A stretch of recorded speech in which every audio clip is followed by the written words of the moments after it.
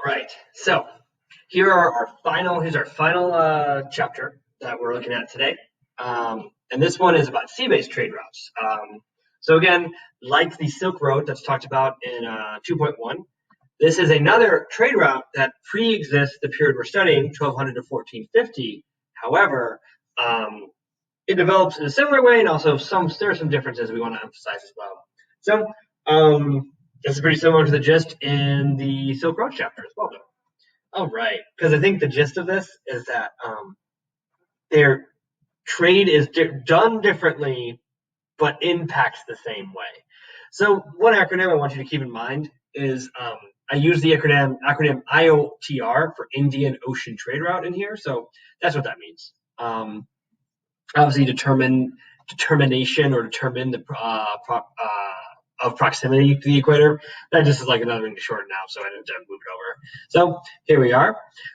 Just because this could be fun, if you don't know what a eunuch is, go ahead, ask your teacher. I bet they'd be really grateful that you asked them what it was. Okay, so causes of expanded exchange. So in the same way that the Silk Road chapter talks about the causes and effects, that's what we're talking about this chapter. What happens? Why did exchange networks expand in the Indian Ocean? And what happened because trade networks expanded in the Indian Ocean? So the first cause would be the spread of Islam. And cultural exchange is something that's also not unique to sea-based trade, but the speed and literal true expansion of Islam during this time leads to a cultural continuity that connects people across the Indian Ocean basin. And I think what's somewhat unique about Islam compared to maybe other universalizing religion is linguistic. So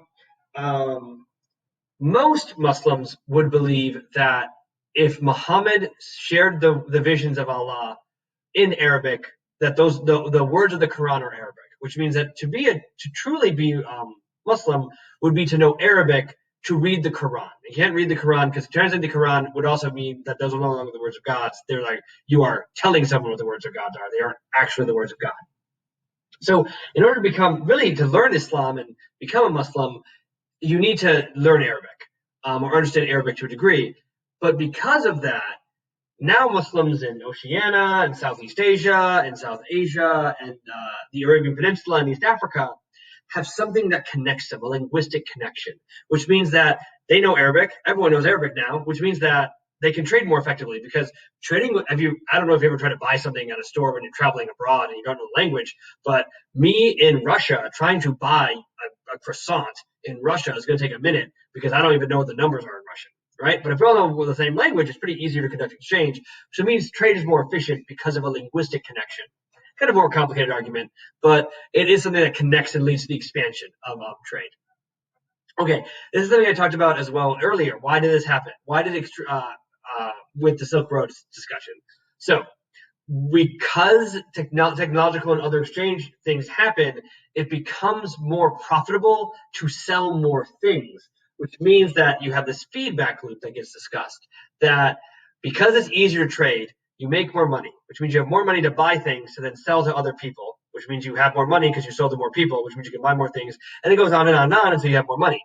You have a lot of money, infinite money almost. Another unique change would be environmental knowledge. So while knowing how to move around mountains would definitely accelerate your movement to land-based trade, just in general, sea-based trade is faster.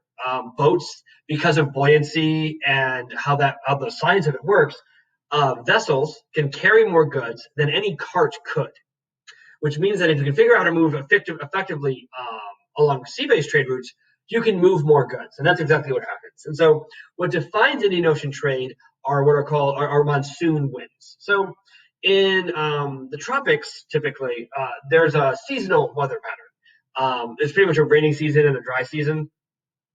And what happens then is that there are periods of time every year that the wind behaves a certain way. And if you know how it's going to behave consistently, you can plan your trade route along that. So, for example, in certain parts of the year, because of the monsoon winds, it's all blowing north. This is not necessarily factually true, but that means that you traveling north is going to be more effective. So you plan your routes or when the winds are blowing. You plan your routes to a place when the winds are blowing south. You stay there for a period of time until the monsoon season changes, and now the winds are blowing south. So you go back to where you came from to then buy your goods. So it's more by understanding how the wind blows, you can more effectively move to your routes and then make more money because you're traveling faster, which means you spend less time with the goods, which means you can then sell yourself sooner, so on and so forth. So there are advances in technology like the ones that are discussed in the land-based chapter, even though they talk a lot about sea-based ones, like for example, like junks being vessels that can carry more cargo.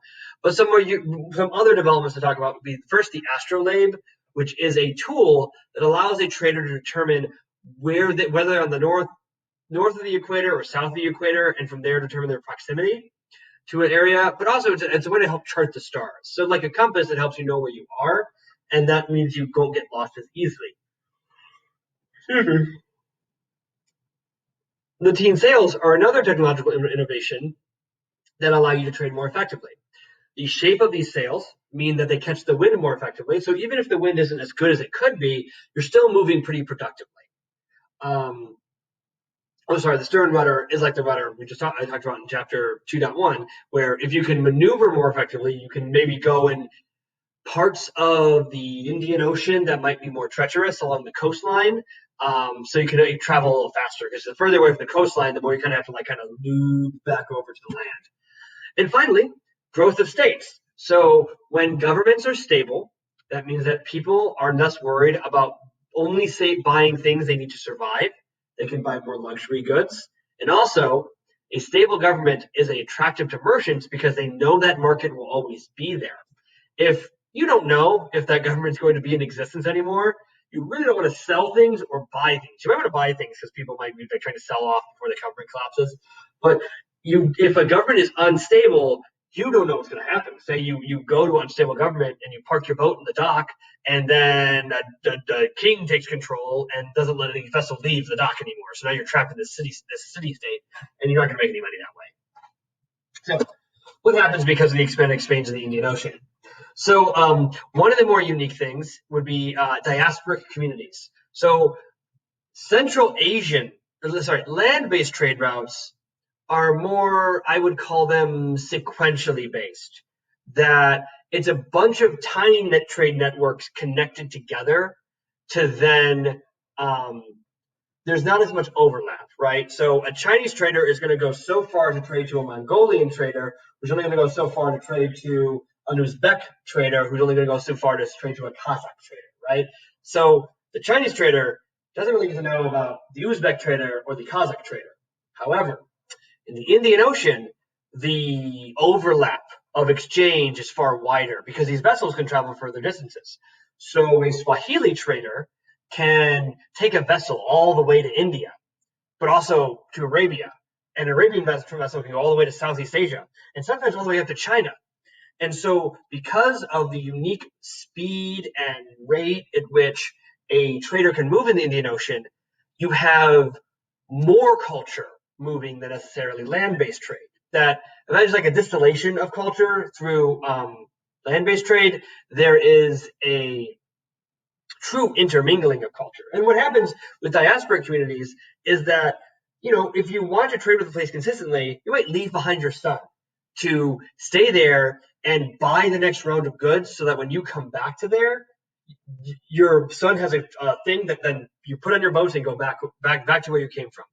And so people stay in these areas that are not necessarily their homeland.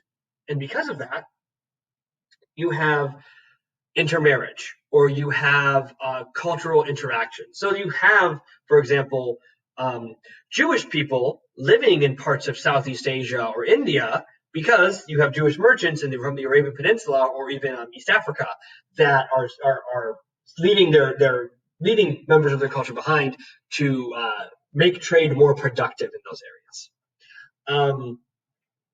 And because more people are buying things through this expansion of trade, people make more of that stuff to trade. So that's that feedback loop I also implied, that it's not only a cause of the expansion of the exchange, it is an effect. So it becomes this kind of snowball effect of make more to sell more to make more to sell more to make more. And what's also a unique element would be the Swahili city-states come into existence and become very influential because these are the areas that have access to unique goods that other states or regions of the world don't necessarily have. So when you learned about the city-states in 1.5, like for example Zimbabwe, which is in South Central Africa, they have access to goods like ivory and gold that are very rare in other parts of the world. I don't know if you, I mean, you can probably think of logistics here. Asian elephants are smaller than African elephants. Therefore, Asian elephants, if they do have tusks, they have very small tusks. So the ivory produced from Indian elephants is far less than the ivory produced from African elephants, who are big, chunky boys. I can't believe I just said that. They're bigger, so there's more ivory, which means that ivory, because the supply of ivory is higher in Africa, the value of ivory is lower, which means that when it's sold outside of Africa, the supply of ivory is lower, which means the price of ivory is higher. So, you got these Zimbabwean traders who are like, look at all this ivory, look at all these ivory we have here. It's so cheap. Sell it to some guy in Kilwa, which is in a Swahili city-state, and now this guy has a bunch of ivory, who the Sultan of Malacca is like, oh my gosh, I love ivory. I need ivory. It means I'm really wealthy if I have lots of ivory. So they pay big bucks for ivory that's pretty cheap in Africa. And a big event to talk about would be this the Voyages of Zheng He, who is a Muslim servant of the early Ming emperors, or an early Ming emperor.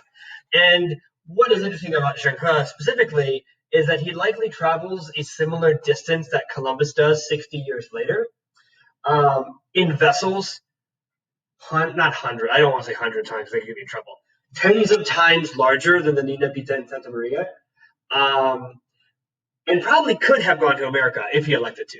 He didn't, though. Even no matter what the conspiracy theories say, he did not go to America. Like very, very likely, like 1% chance he went to America.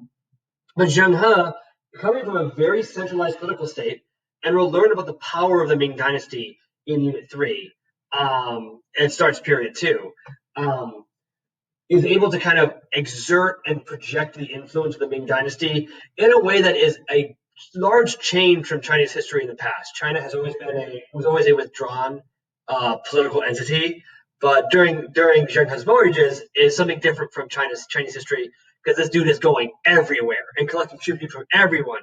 Most uniquely, when he goes to East Africa, he demands tribute from the East African city-states, and they're like, you have this giant baby, please don't kill us. Yes, have a giraffe. And so they give Zheng He a giraffe, and the Chinese people lose their marbles over this giraffe because it's so different than anything they had ever seen in East Asia. That's kind of a fun story to kind of end the section on. So that's the expansion of exchange in the Indian Ocean. What you might notice is I talked a lot about the theory, a lot of the history, how the history worked in this section. What's really important, though, is to understand what the vocab is because of that. So Gujarat is a great example of a city-state growing during this period of time. This period you're talking about, we talked about Calcutta, or Calcut, is an example of another city-state that grows. So make sure you understand the vocab in relation to what the analysis I talked about. Okay, so that's it for this lecture, and I will see you guys in the fourth 6 weeks. Actually, goodbye.